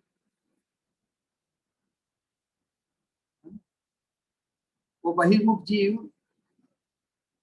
भगवान के प्रति क्यों नहीं उन्मुख हो पाते? वास्तव में इंद्रियों की जो वृत्ति असद वस्तुओं में है, यहाँ पर वास्तव में कोई कितना ही पाप वृत्ति में लगा हुआ व्यक्ति हो, लेकिन साधुओं की कृपा तो उनके प्रति ही हो सकती है। लेकिन जिनकी इंद्रियों की वृत्ति अपराध करती है, हम इंद्रियों से अपराध करते हैं, वाणी से अपराध करते हैं, किसी की अवज्ञा करते हैं, भक्तों में दोषारोपण करते हैं, के कर्मणा मनसा वाचा, तो स्थूल इंद्रिया और सूक्ष्म इंद्रिया दोनों से ही जो हम अपराध करते हैं वही असद वृत्ति है एक साधक के लिए। साधक के जीवन में ही अपराध घटित होते हैं। जब तक हम साधना में नहीं आते तब तक तो पाप होते हैं। इंद्रियों की असद वृत्ति साधक के लिए मतलब अपराध वृत्ति, वाणी से या अपनी कार्यों से। तो जब तक बद्ध जीव अज्ञानवश जो असत वृत्तियों में लगा रहता है, साधु की कृपा उस पर सहज हो जाती है। लेकिन जो अपराध करता है उसके प्रति ही जो महत कृपा है वो पूर्णतः है, उसका प्रभाव नहीं पता।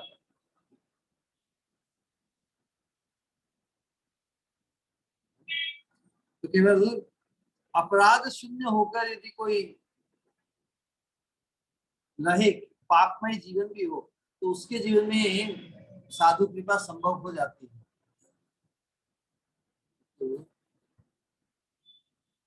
क्योंकि साधुओं का स्वभाव ही क्या होता है?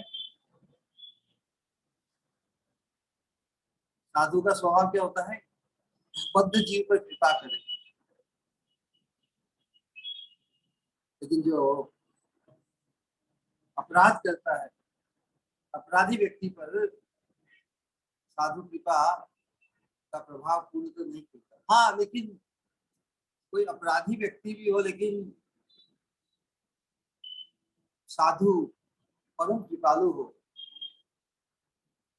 और अपनी परम कृपा जो सहज परम कृपा दृष्टि यदि किसी बद्ध जीव पर, अपराधी जीव पर भी करे, तो उसके प्रभाव से भी वो अपराध मुक्त होकर उस कृपा के प्रभाव से वो भगवत भक्ति को प्राप्त कर सकता है।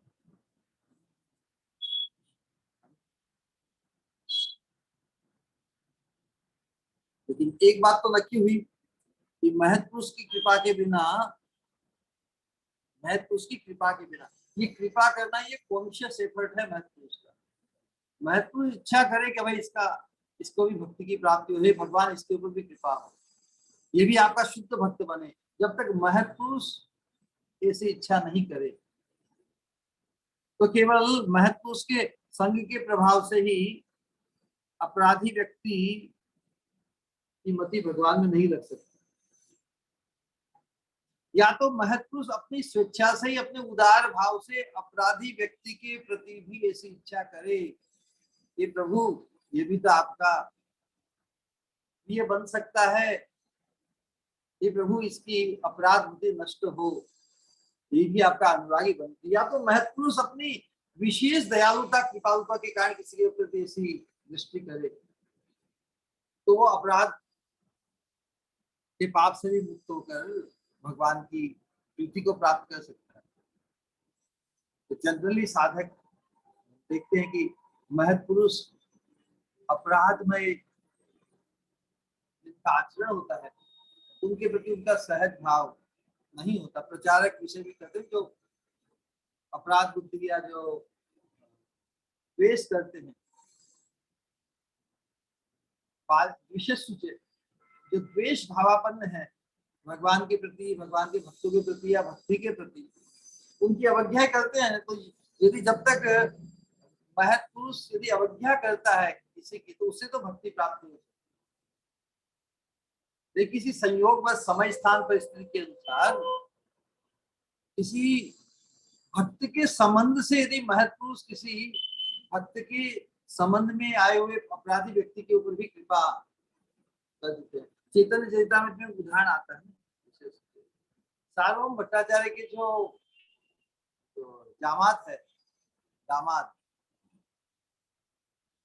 उनका भगवान के प्रति अपराध बुद्धि है। भगवान ने दोषारोपण करते हैं, लेकिन भगवान ने उनके दोषारोपण को विचार नहीं किया। अपने अपने महान भक्त के दामाद की दृष्टि से देखकर उनकी अपराध बुद्धि का ही भंजन कर दिया। उन्होंने कहा, अरे ये ब्राह्मण, अपराध करने से जो दामाद है सार्वभौम भट्टाचार्य का, उनको विसूची का कोई ऐसा रोग हो गया। तो महाप्रभु उसके पास आए कि हे ब्राह्मण देव, अपने हृदय में ऐसी इस वैमनस्य को छोड़ दो। तो भगवान की ऐसी अद्भुत अनुकूल कृपा, भगवान की इच्छा से वो धारण कर पाया। उसने वो जो निंदा दोष था उससे मुक्त होकर वो भी भगवान के अनुकूल हो गया। तो हम देखते हैं कि अल्टीमेटली महत् पुरुष की विशेष कृपा दृष्टि को पाकर भी साधक के जीवन में कृपा हो सकती है। अपराध, जैसे हम एक उदाहरण भागवत में आता है कि महत् पुरुष का संग एक बार पाके ही किसी के कल्याण की राह खुल जाती है। और बहुत बार महत् पुरुषों का संग बार बार पाकर भी कोई भगवान के प्रेम में नहीं, प्रेम को नहीं प्राप्त कर सकता। नल कुंवर मणिग्रीव है, दोनों कुबेर की संतान हैं। धन और व्यसन के मद में मत्त होकर उन्होंने महत् पुरुष नारद मुनि की भी अवज्ञा की। लेकिन नारद मुनि तो बड़े कृपालु हैं। उन्होंने गाकर गीत गाते हुए उन्हें एक श्राप दिया, जिससे उनके परम कल्याण का मार्ग खुल गया। तो महत् पुरुष का किसी के जीवन में आना, उनकी कृपा हो जाना, जैसे उन्होंने नारद मुनि की अवज्ञा की तो अपराधी तो हो गए थे। अपराधी हो गए तब भी नारद मुनि ने तो उनके अपराध की प्रति दृष्टिपात नहीं किया, केवल अहेतु की करुणा की, हे प्रभु ये आपके दूत कुबेर के पुत्र हैं, तो श्राप के द्वारा भी उन्हें वृंदावन का वास मिल गया। भगवान जो उपकुल से बंधे हुए थे, उस निमित्त की लीला हुई, भगवान के साक्षात दर्शन हुए और उनकी प्रेरणा से ही भगवान के चरणारविंद में अचला भक्ति की प्रार्थना वो कर पाए। तो महत् पुरुष का आने से उनको परम गति की प्राप्ति हो गई। और वही महत् पुरुष नारद मुनि बार बार इंद्र से मिलने आते ना, नारद सब जगह विचरण करते हैं। लेकिन ये इंद्र लोग अपने पद के मद में, वैभव ऐश्वर्य, बहुत बार मर्यादा भंग कर देते हैं।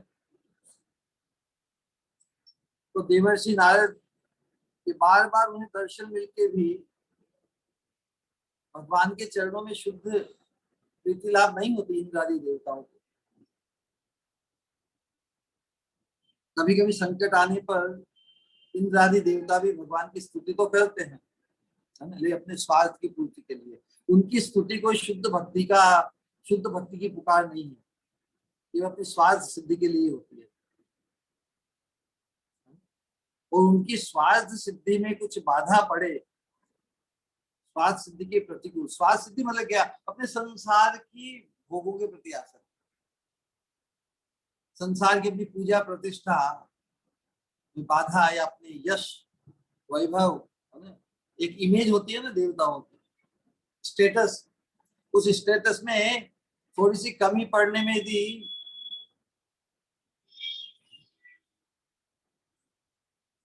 भगवान से भी कुछ हो जाए तो भगवान से भी युद्ध करने, भगवान का प्रतिकार करने को भी तैयार हो जाते हैं। तो देवतागण जिनकी रक्षा करने के लिए भगवान बार बार अवतरित होते हैं, इंद्रादि व्याकुलम लोके भिड़यन्ति युगे युगे, वही इंद्र आदि भगवान का प्रतिकार भी कर देते हैं। इसका मतलब भगवान के प्रति उनकी शुद्ध प्रीति नहीं, अपने स्वार्थ सिद्धि के लिए वो भगवान से स्तुति कर लेते हैं और स्वार्थ पूरा हो गया तो मतलब निकल गया, फिर पहचानते नहीं, वास्तव में पहचानते नहीं। पारिजात पेड़ भगवान लाना चाहते हैं स्वर्ग से, तो उसमें प्रतिकार किया इंद्र ने, इनको असुरों से राज्य वापस दिलवाया भगवान ने बार बार। जिनके हित के लिए भगवान बार बार अवतरित होते हैं, उन्हीं भगवान का प्रतिकार कर देते। तो महत्पुरुष नारद मुनि का बार बार संग पाकर भी उस अवज्ञा अपराध रहते हुए भगवान की प्रीति भक्ति देवताओं में उत्पन्न नहीं हो पाई। यही सिद्धांत होता है कि भक्त की कृपा प्राप्त करने के लिए भक्तों की संतुष्टि, भक्तों के मार्गदर्शन, अपराध मुक्त रहकर ही वही भगवान की भक्ति प्राप्त कर सकता है। तो एक मुख्य बात और भी सामने आती है। प्रहलाद महाराज ने अपने जो असुर मित्र हैं उनके उद्धार की इच्छा की ना। नैतान विहाय कृपणान विमुमुक्ष एको नान्यम तोदस्य शरणम भ्रमतोनुपश्य। प्रहलाद महाराज कहते हैं अपनी स्थिति में कि प्रायण देव मुनियो विमुक्ति कामा मौनम चरंती विजने न परार्थ निष्ठा नैतान विहाय कृपणान। करके प्रभु प्राय जो मुनिगण साधक होते हैं ना, मुनि ज्ञानी ध्यानी, अनेक प्रकार की साधना, उन्हें अपने उद्धार की ही पड़ी है। प्रायण देव मुनियो भी स्वविमुक्ति काम, खुद की विमुक्ति के ही उद्देश्य में अपनी साधना करते हैं। इसलिए वो मौनम चरंती, मौन धारण करते हैं, जंगल में तपस्या करते हैं, ध्यान में बैठ जाते हैं, सिद्धि में लग जाते हैं, सिद्ध हो जाते हैं। तो सिद्धों की ही लोग पूजा करते हैं, नमो नमो सिद्धानाम नमो, जो अनेक प्रकार की साधना है। प्रहलाद महाराज बोलते कि नहीं, मुझे वैसा सिद्ध नहीं बनना है, मुझे अकेले मुक्त भी नहीं होना है। ये प्रभु जिनके बीच में मुझे आपने जन्म दिया है, उनकी बड़ी दुर्दशा देखकर जब तक वो आपके चरणों के आश्रित नहीं होते तब तक मैं उनके उद्धार का और कोई साधन नहीं देख सकता, नहीं देखता।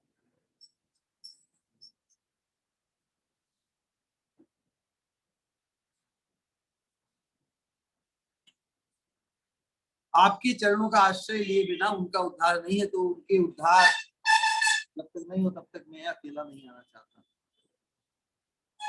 तो हम देखते हैं कि प्रहलाद महाराज ने ये प्रार्थना की अवश्य,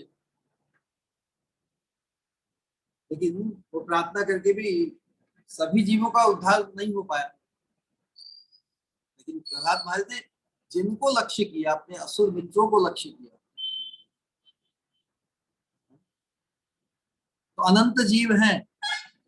तो प्रहलाद महाराज ने अनंत जीवों के उद्धार की प्रार्थना नहीं की प्रहलाद महाराज से, नरसिंह भगवान से।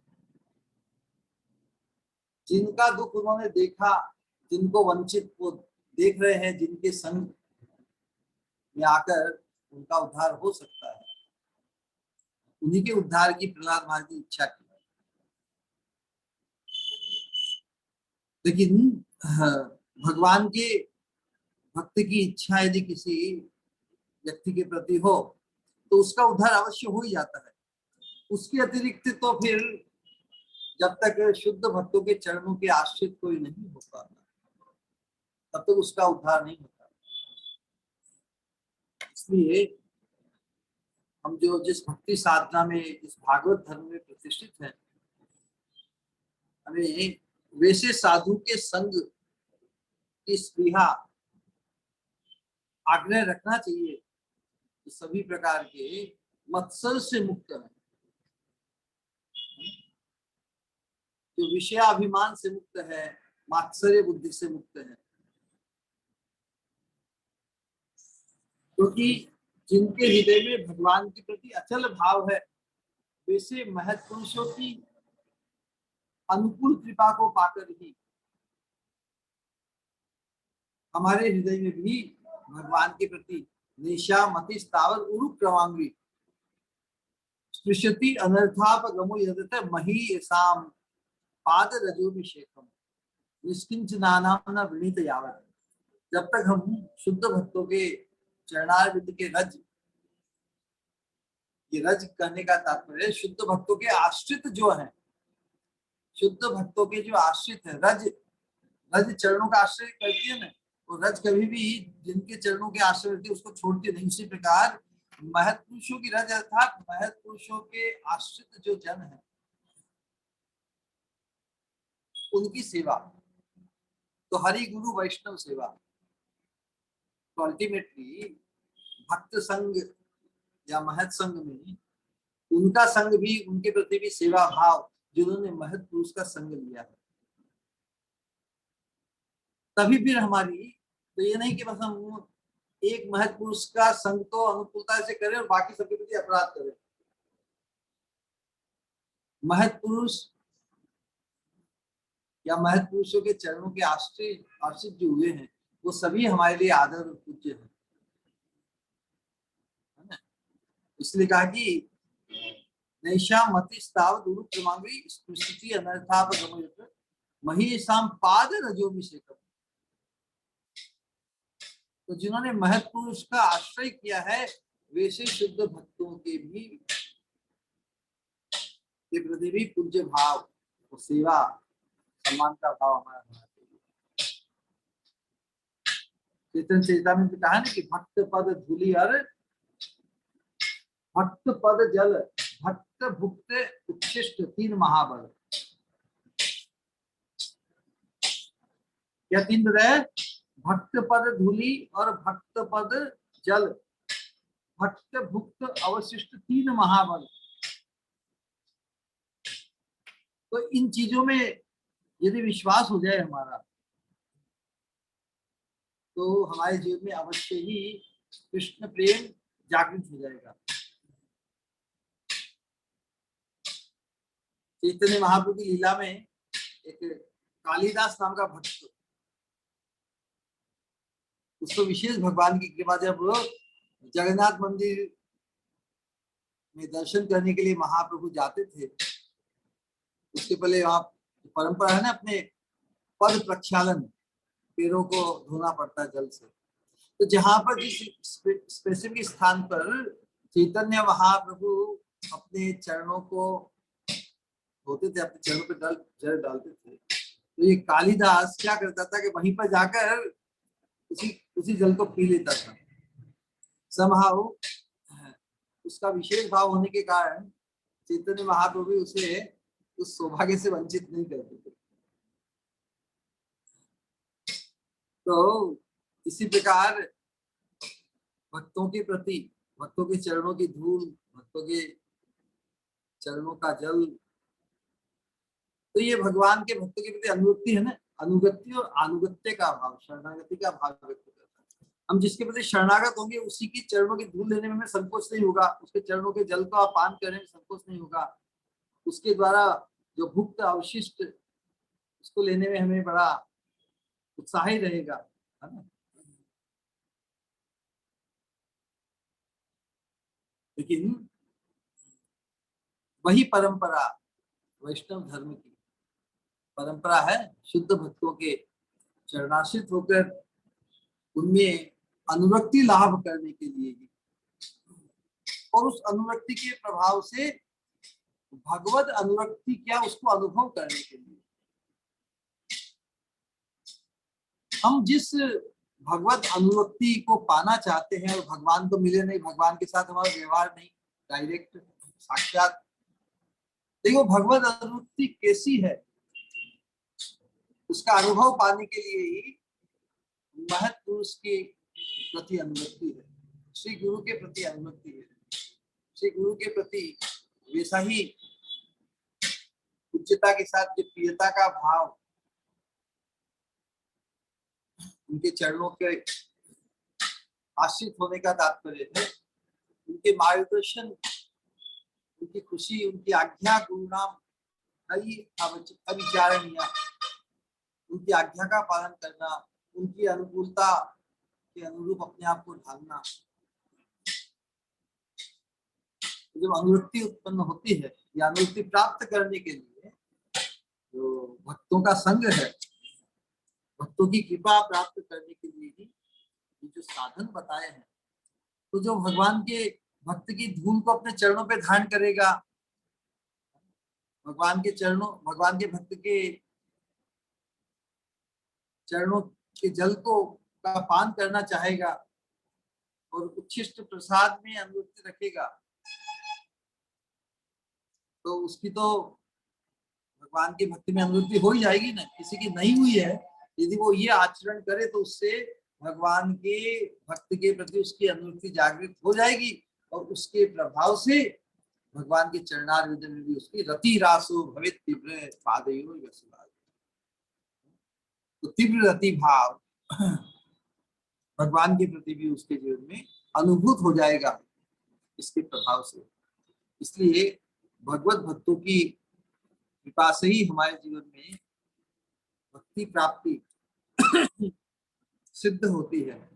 इस सिद्धांत का निरूपण आज कुछ शास्त्र विचार से किया, ना कहकर आज हम अपनी वाणी को विश्राम देते हैं। किसी का कोई प्रश्न या जिज्ञासा हो? हरे कृष्ण। आपने धैर्य पूर्वक श्रवण किया, खूब खूब धन्यवाद।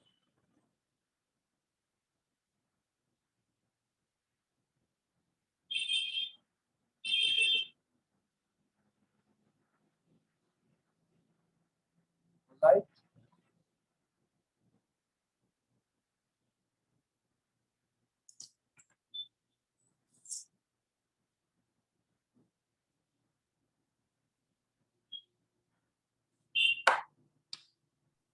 हरे कृष्णा। प्रणाम श्री गुरु। हाँ। हरे कृष्णा। बहुत ही अद्भुत विषय की तरफ। श्री गुरु, एक सवाल था। हाँ। जैसे आपने कहा कि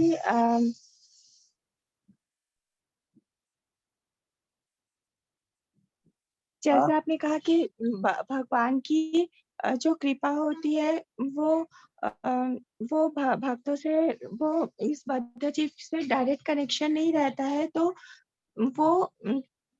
इसलिए वो इतनी कृपा होते हुए भी संसार में इतना दुख है, तो वो कृपा महत पुरुष के रूप में बद्ध जीव के जीवन में आती है। तो जो जीव अनजान है या महत कृपा का एहसास नहीं है, तो जब वो दुख और दर्द में भगवान को पुकारते हैं, तो क्या भगवान वो नहीं सुनते हैं? बहुत बढ़िया प्रश्न। तो भगवान के प्रति जो श्रद्धा, उसका भी तो संस्कार परंपरा है ना। इसके सत्संग में जिसकी भगवान में श्रद्धा है तो सत्संग में आएगा ही ना। जिसकी भगवान में श्रद्धा है, भगवान में श्रद्धा सत्संग के प्रभाव से आई ना। पूर्व जन्म में भी जो सत्संग प्राप्यते पुंगी संचित पूर्व के जो सुकृति के प्रभाव से उसे सत्संग प्राप्त होता है। मतलब तो भगवान में जो उसकी श्रद्धा सत्संग के प्रभाव से ही है। तो सत्संग के कारण ही उसे और सत्संग भी प्राप्त होगा। तो सत्संग जैसे जैसे बढ़ेगा उसके प्रमाण में ही सत्संग को जितना शुद्ध भाव से वो ग्रहण करेगा, सत्संग का मापदंड क्या है? सत्पुरुष में अनुरक्ति। सत्पुरुष में उसकी अनुरक्ति होगी तो उसके जीवन से अपराध और अनर्थ नष्ट हो जाएंगे समाज। तो प्रारंभिक अवस्था में भगवान की जो व्यवस्था है, भगवान परम पवित्र है, पहले भी हम कह आए हैं, भगवान परम पवित्र है। भगवान का संग, भगवान का संगी होने के लिए हमें पूर्ण पवित्र तो होना पड़ेगा ना। तो भगवान की व्यवस्था है कि भगवान को सब काम हर लेवल के नहीं करने पड़ते। भगवान अपने आनंद विलास में मग्न रहकर और जो यश अपने भक्तों को देना चाहते हैं, उस यश में भगवान वो अपनी वो उसको भक्तों को ही पूरा उसका लाभ देना चाहते हैं, यशस्वी बनाना चाहते हैं। भगवान भक्तों का कार्य करने लगे तो फिर भक्तों की महिमा भगवान किस प्रकार प्रकाशित करेंगे। इसलिए महत् पुरुषों के माध्यम से ही भगवान की कृपा को कोई अनुभव कर पाता है। भगवान की कृपा तो सर्वत्र ही है, सर्वत्र होते हुए भी महत् पुरुष के प्रति अनुकूल हुए बिना उसका अनुभव जीव नहीं कर पाता। ये भगवान की इच्छा है। तो ऐसा कह दिया जाता है कि वास्तव में भगवान सब जगह कहाँ कहाँ झंझट, कहाँ कहाँ उस, लेकिन शर्त तो रखनी पड़ेगी ना भगवान को। योग्यता अयोग्यता का विचार भगवान तो करेंगे ही। भगवान की भी इच्छा शक्ति है ना। इच्छा शक्ति होना मतलब कहीं पर भगवान की इच्छा हो, कहीं पर नहीं हो, तो उसका कोई मापदंड तो है ही ना। तो जो भगवान के भक्त के अनुकूल होता है, तो नेचुरली भगवान की जो इच्छा शक्ति है कि उसके जीवन में भी भक्ति का बीजारोपण हो। और भगवान की खुशी के लिए भक्ति महारानी, उस भक्त के हृदय में जो भक्ति है उसी को द्वार बनाकर भगवत कृपा हो जाती है।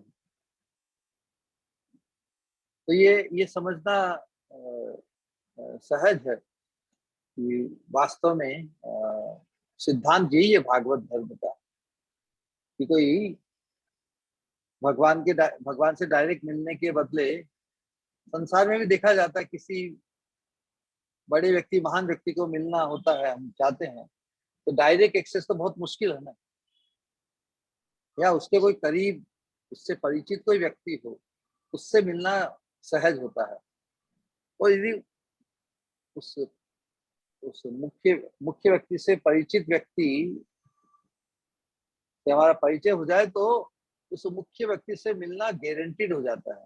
अन्यथा हम खुद के प्रयास से बड़े व्यक्ति तक पहुंचना चाहे तो बहुत संशय है, बहुत बाधा हो सकती है, मैनी डिसअपॉइंटमेंट्स हो सकते हैं ना। तो उसी प्रकार भगवान से मिलने का जो निश्चित साधन है वो महत् कृपा के माध्यम से है। जिसने महत् कृपा को धारण कर लिया, जो महत् पुरुष का जो हो गया, वो भगवान का होने में कोई संशय नहीं रहेगा। हरे कृष्ण। ठीक है जी, बहुत-बहुत धन्यवाद श्री गुरु, बहुत सुंदर। किसी का और कोई सवाल है या कुछ कहना है तो कह सकते हैं, कोई सवाल है तो प्लीज। हरे कृष्ण महाराज, दंडवत प्रणाम। हरे कृष्ण कृष्ण कृष्ण। महाराज एक प्रश्न है महाराज, कैसे पहचान करें महत् पुरुष की, क्या लक्षण हो उनके, और बद्ध जीव होते हुए कैसे हम समझ सके महाराज महत् पुरुष के लक्षण? हाँ,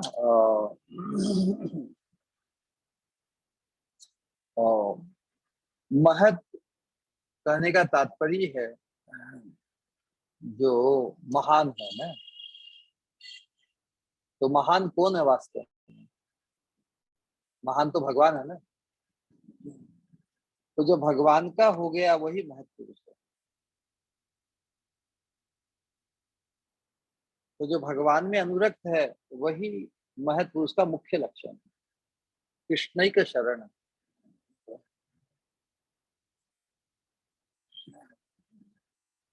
तो मनुष्य मात्र को ही भगवान ने वो विशेष बुद्धि दी है अपने परम हित को खोजने के लिए। तो जो जिसने अपने परम हित को पहचान लिया है उसके अनुरूप ही जिसका आचरण है कर्मणा मनसा वाचा, जिसके प्रभाव से संसार के प्रपंच संसार के भोगों के प्रति उसकी आसक्ति जड़ मूल से समाप्त हो गई है। महत्पुरुष मतलब भगवान में अनुरक्त। क्या प्रमाण है कि कोई व्यक्ति भगवान में अनुरक्त है? कि उसके प्रभाव से उसकी संसार की अनुरक्ति जड़ मूल से समाप्त हो गई। संसार के भोगों में उसकी आसक्ति या स्पृहा नहीं, व्यसन, संसार के भोगों के प्रति व्यसन जिसके बिना रहा नहीं जाए। आसक्ति उसे ही कहते हैं ना, जिसके सोचे बिना जिसके किए बिना रहा नहीं जाए। तो यही प्रमाण है महत्पुरुष का। उनके आचरण से, उनकी वाणी से, उनके वर्तन से ये लक्षित होगा कि संसार के भोगों में उनकी कोई आसक्ति नहीं।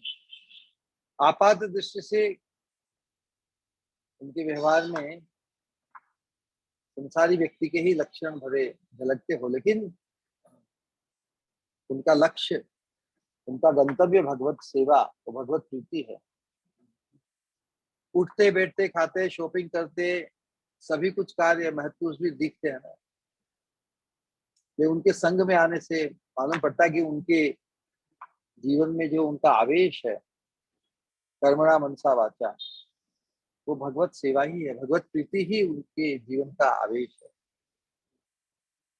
उस प्रकार से हम समझ सकते हैं कि महत्पुरुष के क्या लक्षण है। अल्टीमेटली भगवत अनुरक्ति, भगवती अचलो भावो है ना, उसके प्रभाव से ब्रह्मणी उपसमाश्रय शब्द ब्रह्मणी और नाम पर ब्रह्मणी शाब्दे परेच निष्णातम। महत्पुरुष के जो तटस्थ लक्षण और मुख्य लक्षण, स्वरूप लक्षण। तटस्थ लक्षण में जितने भी अच्छे गुण, कृपालु, अकृत दोह, सत्य सार सम,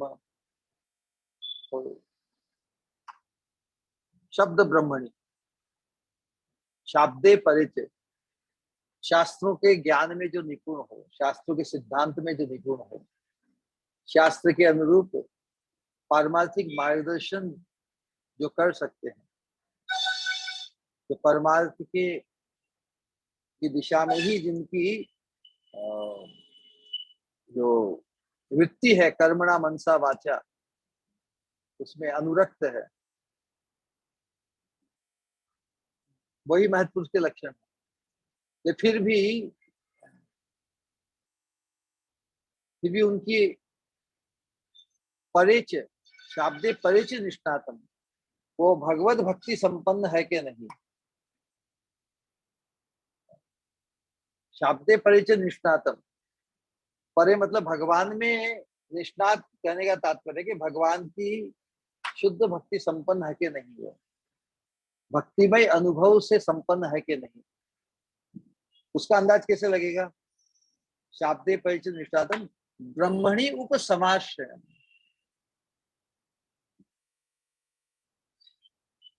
ब्रह्मणी उपशम आश्रय, उपशम मतलब संसार के भोगों के प्रति उसकी विरक्ति, उपशम आश्रय है। ब्रह्मणि उपशम आश्रय, ब्रह्मणि मतलब दिव्यता में, इन transcendental, he is transcendentally situated by becoming free from material,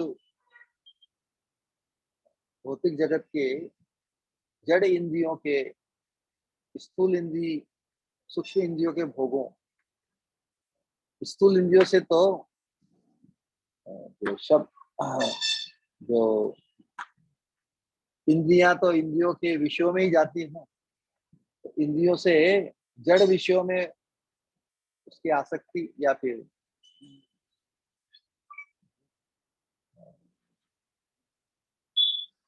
जड़ विषयों के प्रति उसकी बुद्धि धावित, या संसार की पूजा लाभ प्रतिष्ठा के प्रति लोलुप है ना। जड़ विषयों का लोभ अथवा संसार की पूजा प्रतिष्ठा का लोभ यदि उसमें है तो वो, इसका मतलब भगवान में उसकी अनुरक्ति नहीं है। तो भगवान में उसकी अनुरक्ति ये महत्पुरुष का स्वरूप लक्षण है। बाकी दूसरे गुण, शास्त्र का ज्ञान इत्यादि वो गौण लक्षण। तो मुख्य लक्षण, मुख्य वस्तु है। दोनों ही हो तो साधक के जीवन में ऐसे महत्पुरुष के संग में आने से सभी संशय का निवारण हो जाएगा। यदि वो शास्त्र के सिद्धांत में निपुण नहीं है तो साधक के अनेक प्रश्नों, अनेक संशयों का निवारण नहीं कर पाएगा। तो इसे भी तो महत्पुरुष के प्रति जैसी श्रद्धा साधक में होनी चाहिए, वैसी श्रद्धा के अभाव में, वैसा पूज्य भाव नहीं होने से शुद्ध भक्त के हृदय की जो कृपा है उसका संक्रमण नहीं होगा। लेकिन मुख्य लक्षण यदि वो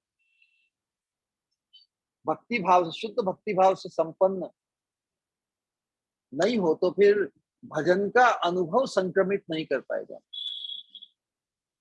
जो शुद्ध भक्ति भाव में प्रतिष्ठित है वही तो प्रसन्न होकर उसके हृदय का जो शुद्ध चिन्मय भाव है प्रीति का, उसका स्थानांतरण हो सकेगा। लेकिन जो शुद्ध भक्ति प्रीति में प्रतिष्ठित नहीं है, उसकी प्रीति भी संसार के स्थूल भोगों या सूक्ष्म भोगों के प्रति रहने से, जैसे शुद्ध भक्ति का भजन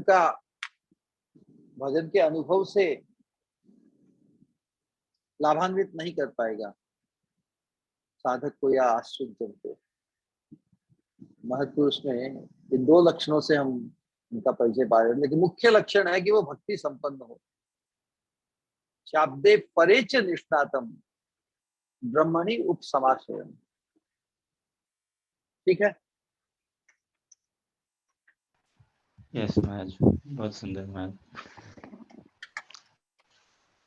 महाराज एक और प्रश्न, हरे कृष्णा महामंत्र महाराज, इसका जप क्या हमें इस जप से फिर हम भगवान राम के स्थान पे जा सकते हैं क्या? कोई साधक या नरसिंह भगवान को पा सकता हो, या वैकुंठ में नारायण भगवान को, या सिर्फ ये गोलोक वृंदावन ही देता है महाराज? मुख्य फल के प्रति यदि आसक्ति उत्पन्न नहीं हुई तो फिर पूर्व संस्कार और इस जीवन में जो भी जिनके प्रति उसकी श्रद्धा जागृत हुई है, जिन महापुरुषों महत्पुरुषों के प्रति उसकी श्रद्धा है, तो महत्पुरुषों के हृदय का जो भाव है उसके अनुरूप उसकी गति होगी।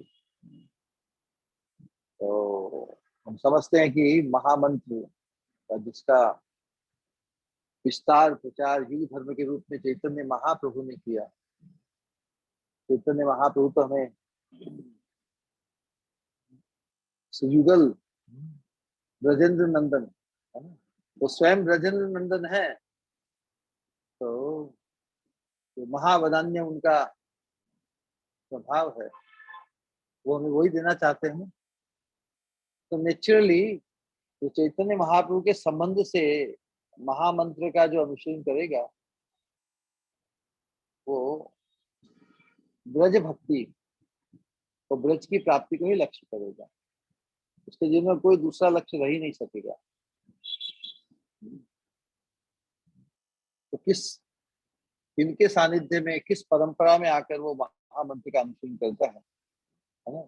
जिस भाव के साधु का संग करेगा, जिस भाव के साधु में उसकी अनुरक्ति होगी, उसकी अनुरूप ही उसकी गति है ना।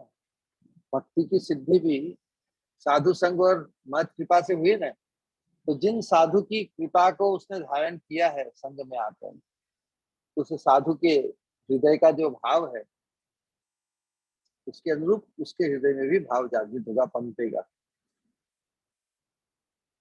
ठीक है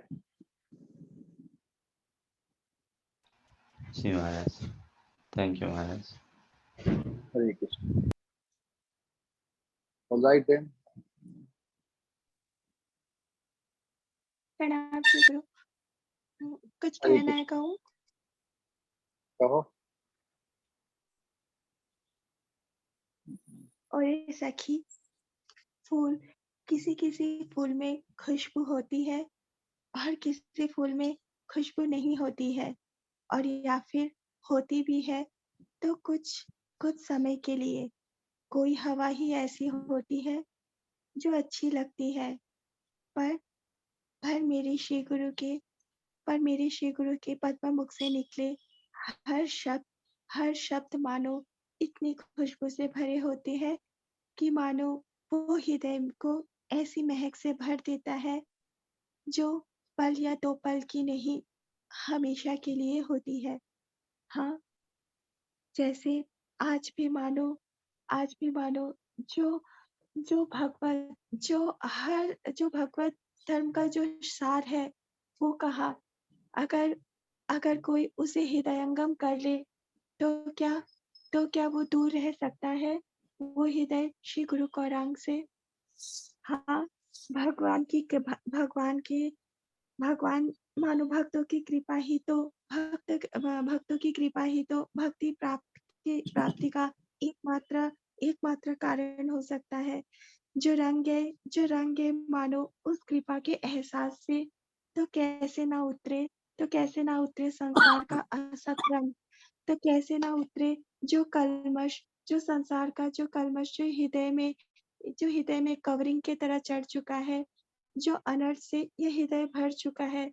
पर जो उस कृपा का एहसास जो हृदय में होने लगे, तो क्या वो कवरिंग नहीं हटेगी?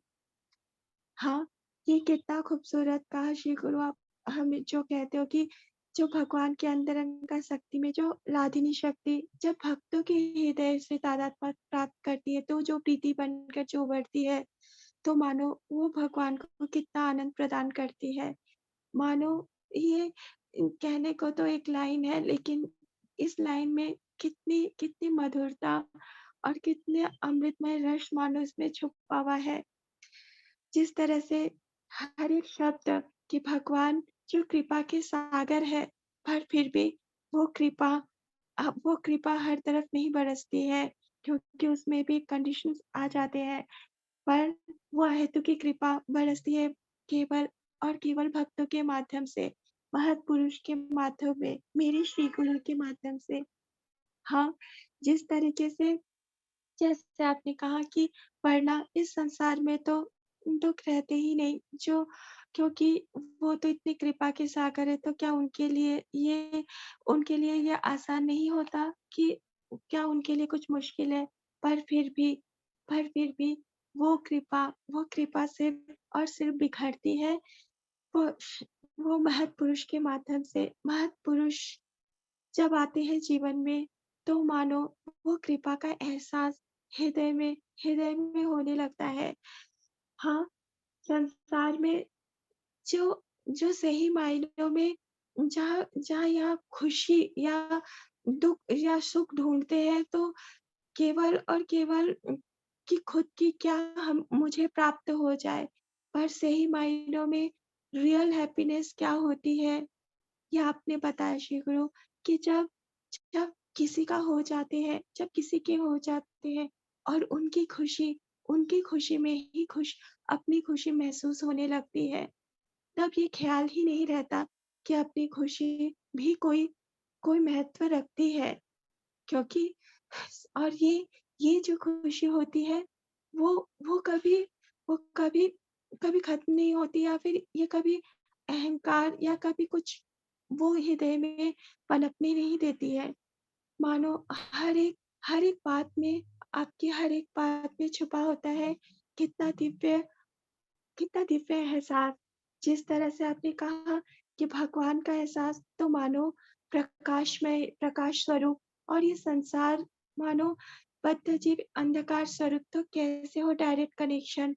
तो मानो इन दोनों के बीच की कड़ी जोड़ने आते हैं महत् पुरुष। हाँ, अपनी कृपा के माध्यम से जैसे आए मेरी श्री गुरु, अपनी कृपा की बारिश कर दे।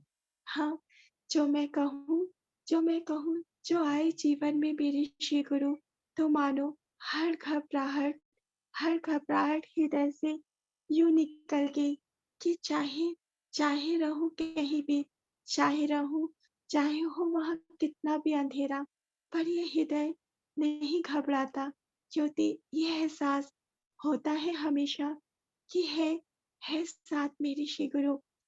नहीं है कोई चिंता, कहते हैं जीव कभी या तो अतीत की यादों में या तो भविष्य की चिंता में मग्न होता है, पर नहीं है अब कोई भविष्य की चिंता, क्योंकि मानो जो बन गए श्री गुरु गौरांग इतने अपने, तो कैसे रहेगा, कैसे हृदय होगा कोई भी चीज से आशंकित।